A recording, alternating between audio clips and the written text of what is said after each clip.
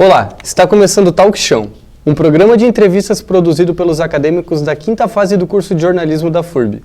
Nosso programa nasceu da necessidade de ouvir boas histórias e dar destaques aos seus protagonistas. São pessoas que fazem a diferença nas mais diversas áreas do conhecimento e que constroem um país melhor nos pequenos atos. O Talk Show tem a supervisão do professor Sandro Galarça e a produção dos alunos da disciplina de Laboratório da Entrevista de Jornalismo. A realização é da FURB TV.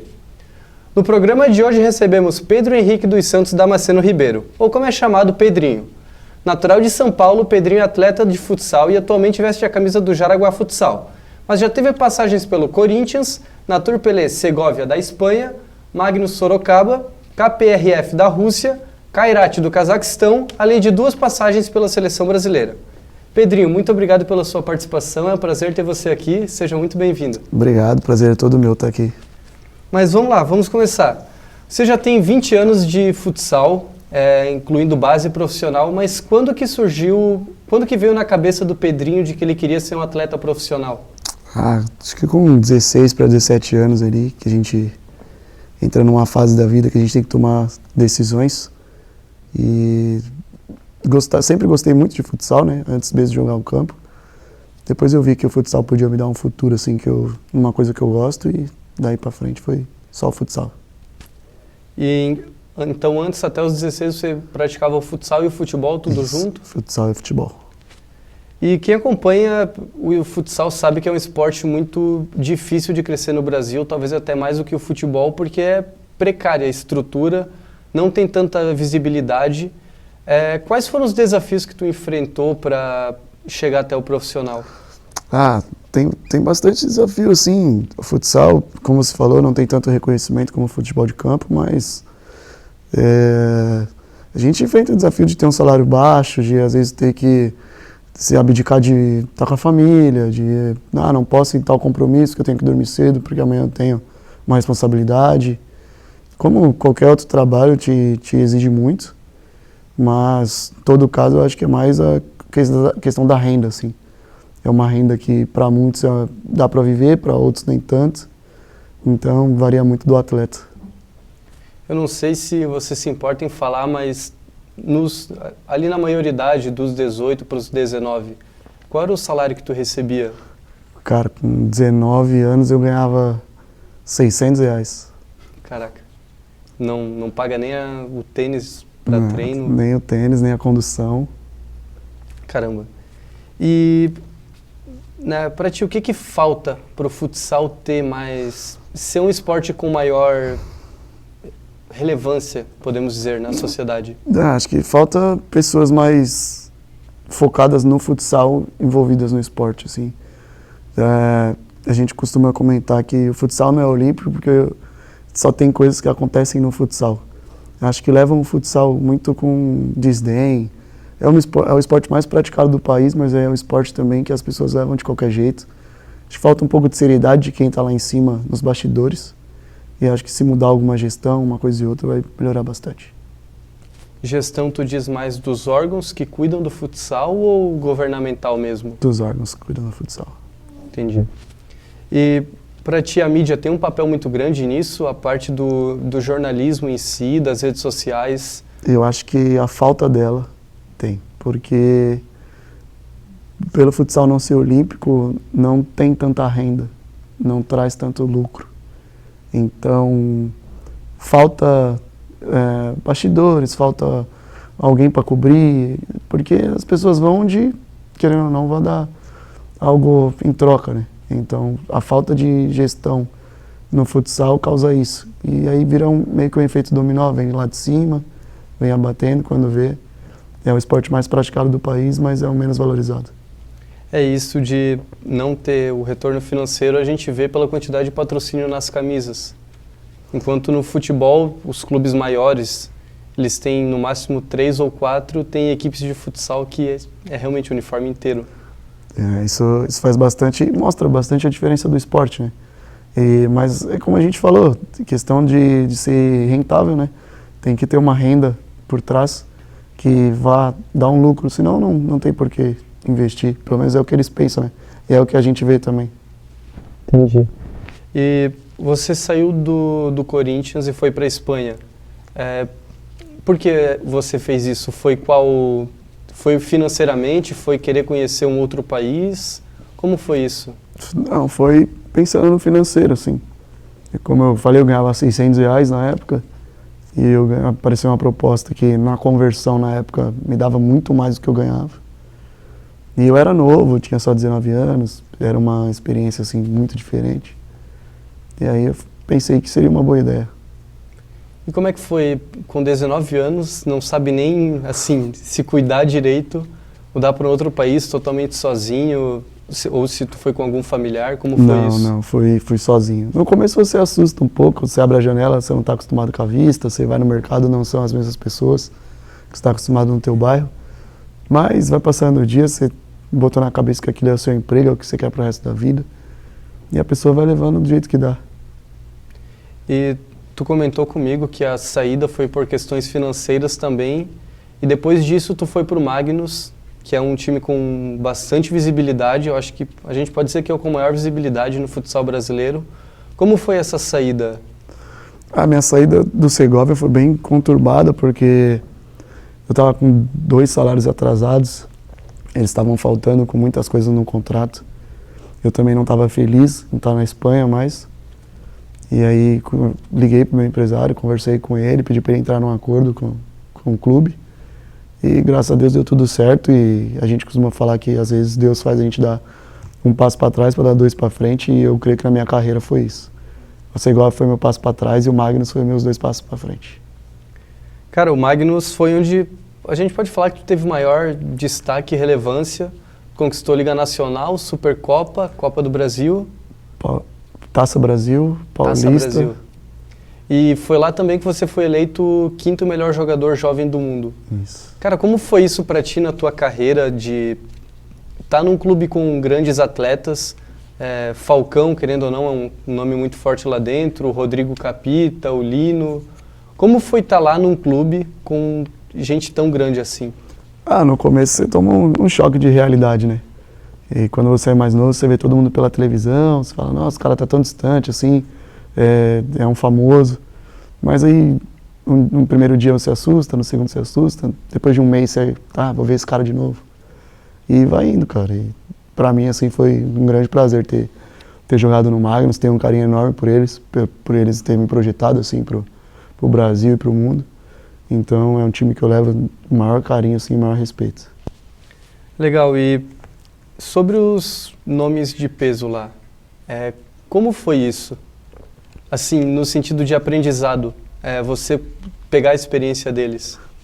Foi bem legal, assim, porque são caras que já ganharam tudo, né? Tudo que a gente que é mais novo sonha em ganhar, eles já ganharam mais de uma vez, e às vezes tudo que eles têm para passar pra gente, a gente vai agregar de uma coisa e outra, vai fazer um filtro daquilo e vai guardar. Então, pra mim foi bem legal, principalmente eu vi o Falcão, via muito o Rodrigo, o Lino, eu tava sempre com o Lino, ele me dava carona. Então era muito, muito bacana, assim, tava convivendo com eles. E como é isso ali que tu falou de se acostumar a ver, como era a resenha ali de vestiário? Se eles eram mais fechados, como é que era isso? A resenha era bem bacana. Eu falava que o Lino era um cara, um moleque no corpo de um cara, né? Que ele gosta muito da resenha, o negócio dele é ficar fazendo piadas, zoando os outros. Então, ele é bem da zoeira, assim. O Rodrigo, às vezes, era mais quietinho, mas quando queria também participava da resenha. Era bem tranquilo, assim. E a gente comentou antes de mídia, e foi em 2020 que teve a gravação da série do Fred do Desimpedidos, Vai Pra Cima Fred. Cara, como foi essa fase ali? Porque foi bem durante a pandemia, né? Pode explicar um pouco? A série, na verdade, ela começou a ser gravada em janeiro, né? Antes da pandemia. E, cara, no começo foi bem assustador, assim, porque a gente, atleta de futsal, não tá acostumado com câmera, né? E tinha bastante câmera na nossa volta. Era algo, assim, muito diferente. E a gente chegava para dar bom dia, tinha uma câmera, ia embora para almoçar, tinha outra. Ia correr, tinha um cara do lado com a câmera, correndo do nosso lado. Era algo, assim, que no começo era bem estranho. Depois a gente até fez amizade com o pessoal da equipe dele ali, foi bem legal. uma experiência assim que eu acho que eu não vou viver em outro lugar que eu for assim na minha carreira. Que massa. E foi gravado em janeiro e terminou Em março. em março, então não pegou a pandemia, por isso que... Não. Ela foi gravada de janeiro a março e na primeira quinzena de março acabou. Logo na semana seguinte a pandemia estourou. E Então, aí eles deram sorte até nisso de acabar no deu momento tempo. certo. E cara, ainda falando só um pouquinho sobre a série, é algo que todo mundo pergunta e tudo mais, porque a gente como consumidor fica com essa dúvida, foi de verdade mesmo?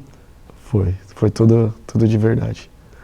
Tem muita coisa ali que aconteceu que eles não postaram, que o Fred falou depois dos podcasts, né, que a gente não podia falar antes, mas muita coisa ali que foi falado depois, mas a questão do lance do final do jogo não foi combinado, não estava no roteiro, tanto que no intervalo ele já estava pensando em como ele ia fazer para gravar uma segunda temporada, porque precisava sair um gol dele, né, e estava difícil, e aí foi daquele jeito, faltando 3 segundos, emocionante assim, para nós estar dentro da quadra foi algo bem surreal assim, para quem vive futsal.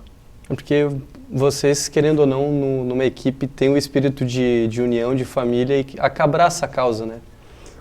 Compra a história dele junto. A gente compramos a ideia, né? Era um projeto bem bacana assim para nós que estamos no futsal bem diferente do que a gente está acostumado. Mas foi bem legal assim. O atleta de futsal está acostumado em ver reviravoltas com 10, 8, 7 segundos, mas do jeito que foi ali, defendendo com 2 caras, um cara de linha no gol, e tipo, muitas câmeras em volta querendo saber como que ia ser o desfecho, assim. Parecia mais um final de novela do que um jogo de futsal. Que massa. E Pedrinho, depois do Magnus, que tu teve toda essa relevância, você foi para o exterior de volta. Como que pintou essa proposta para ir para a Rússia? Eu estava em 2021, no final de 2021, a gente estava chegando nas finais da Liga e meu empresário me ligou e falou que tinha um clube na Rússia interessado, mas eu tinha mais um ano de contrato, Sorocaba. Ele falou, acho que eles vão pagar a multa. E aí a gente começa a pensar, você pensa na família, pensa no futuro, pensa na questão financeira. E passou 2, 3 semanas, entramos num acordo contratual que era bom para os dois e deu tudo certo. É sempre um conjunto de fatores que leva a decisão, nunca é algo tomado na emoção, basicamente. Isso. Legal. Pedrinho, o bate-papo está interessante, mas a gente vai para um rápido intervalo e logo voltamos para o segundo tempo da conversa com o jogador de futsal Pedrinho. Vamos ser sinceros, não é só ter uma infraestrutura incomparável, é poder usar tudo isso para fazer a diferença e somar na vida das pessoas. Porque para formar a próxima geração de líderes, empreendedores e criativos, é preciso somar o estudo de casos reais com pesquisas que mudam o mundo. É saber que tem diferença entre ouvir falar e viver essa experiência. Escolha somar no seu futuro. Inscrições abertas em ingressar.furb.br. FURB, graduação não é tudo igual.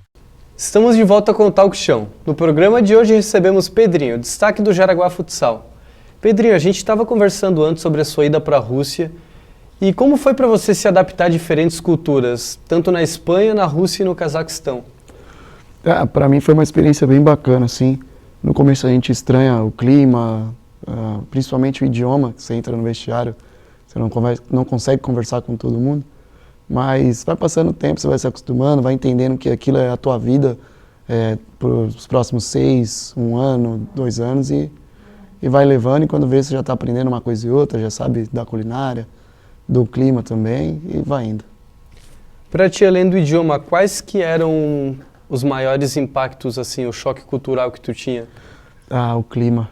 O clima na Espanha nem tanto, que era bem tranquilo. No Cazaquistão e na Rússia era bem difícil. Porque na Rússia chegava a fazer menos 20 graus, menos 25, dependendo da cidade. Caramba. E aí você ia viajar, você pegava fuso, tinha bastante fuso, né, na Rússia. Então, no começo você estranha bastante, sim, acostumado a sair na rua de chinelo, bermuda. Para sair na rua tem que botar calça, casaco, tênis, aí você...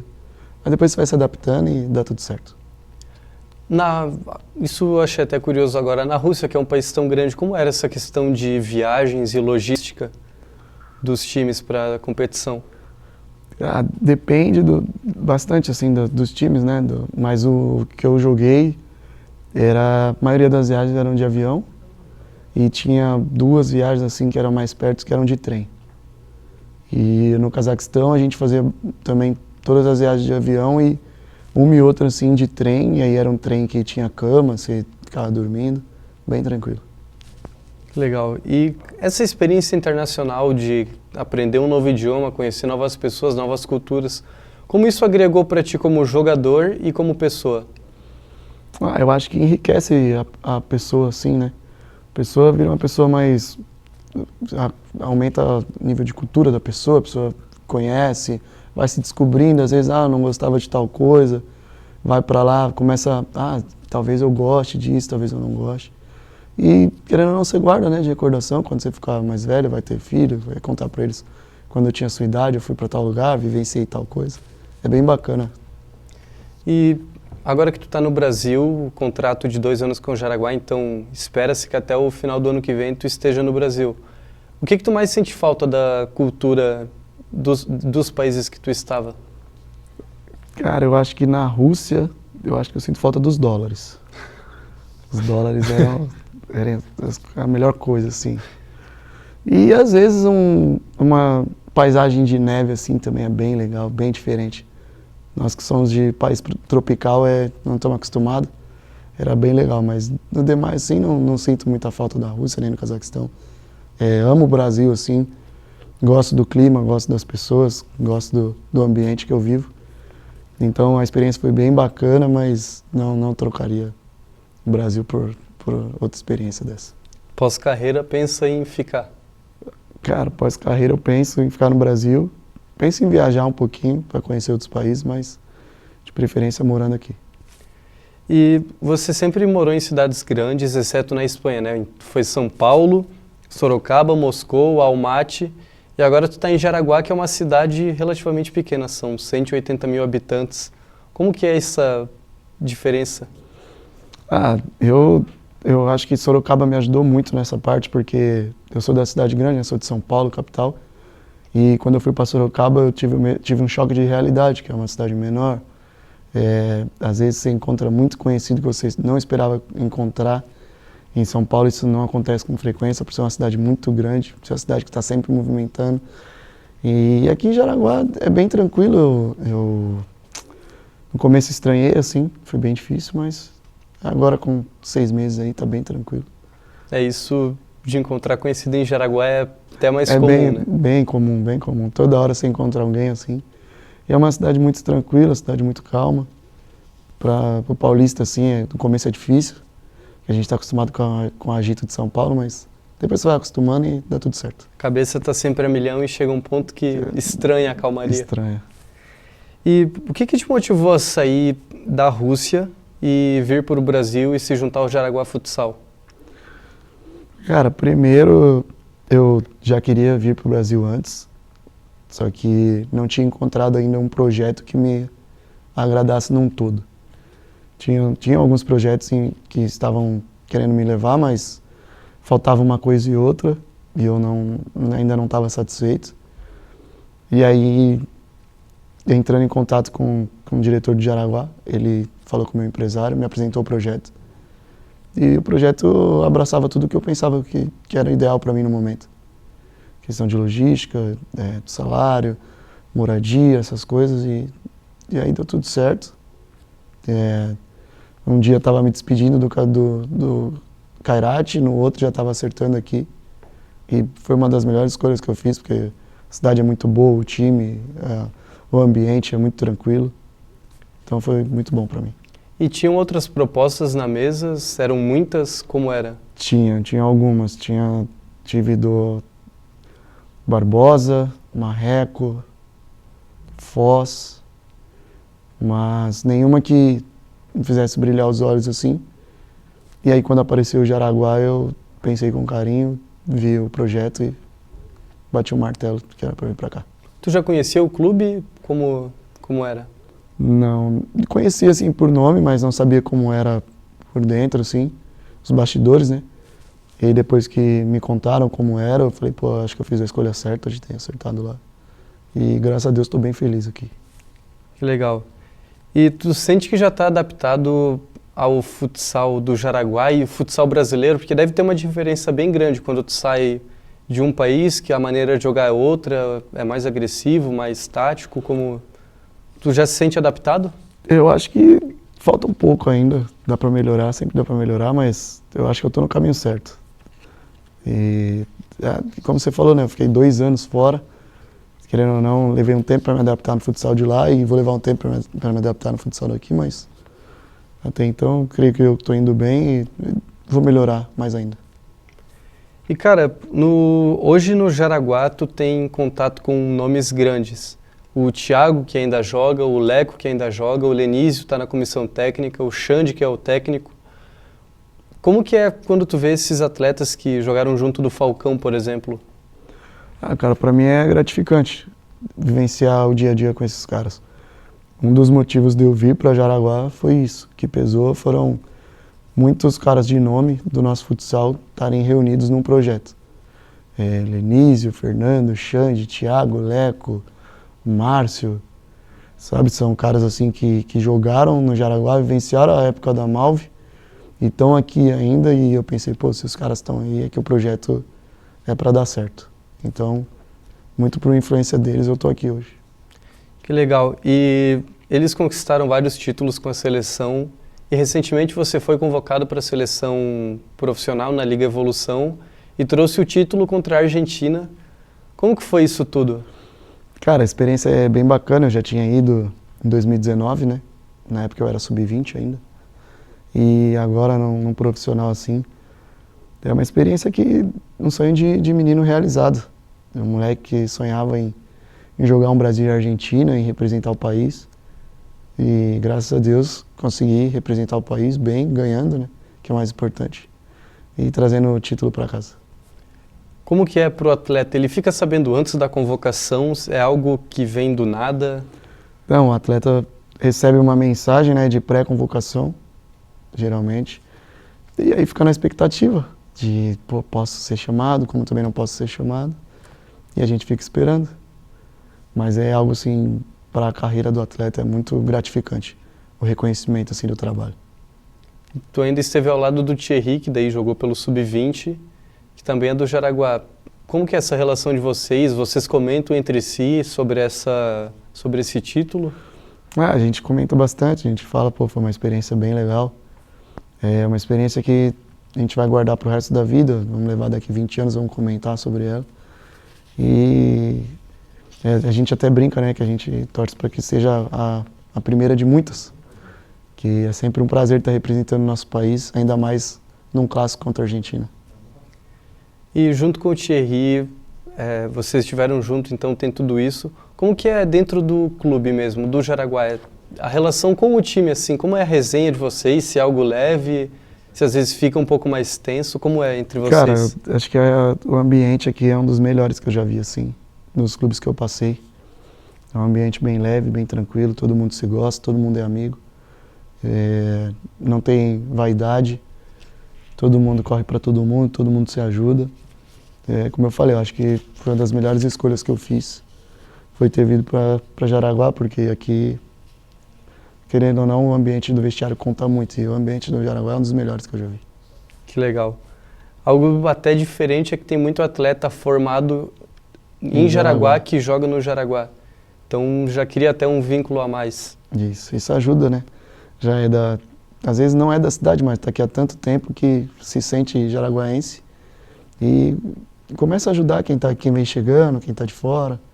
E é bem legal, assim, quando eles acolhem a pessoa, é algo bem gratificante.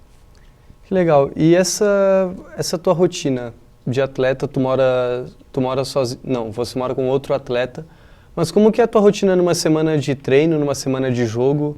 Como que tu se organiza? A nossa rotina é bem tranquila, a gente acorda ali lá pelas 8, 8h30, às vezes toma um café, vai treinar, aí volta, almoça, descansa um pouquinho, treina à tarde de novo, Chego em casa por volta das 6, 6:30 da tarde. E é bem de boa, semana de jogo. Dia de jogo a gente treina, faz um apronto de manhã. E à noite vamos pro jogo. É bem tranquilo, assim. E, cara, qual que é a tua expectativa para essa temporada? O time se reforçou bastante, vieram nomes de peso. Você é um dos nomes de peso, mas veio o Marcênio junto, o Nicolas, o Neném, entre outros. O Jamur se repatriou também, né? Depois de muito tempo voltou. Qual a expectativa que vocês têm? Cara, a minha expectativa é das melhores. Eu acho que a gente tem muita qualidade para chegar, brigar pelos títulos que a gente está disputando. E creio eu que nós vamos fazer isso. Vamos ser campeões de um ou mais títulos e vamos brigar entre os grandes ali para botar o Jaraguá no lugar onde nunca devia ter saído. Legal. E você comentou comigo que tem contato com o pessoal da base. Qual é o conselho que tu tem para essa juventude? Cara, eu acho que o melhor conselho que eu posso dar para eles é respeitar o momento.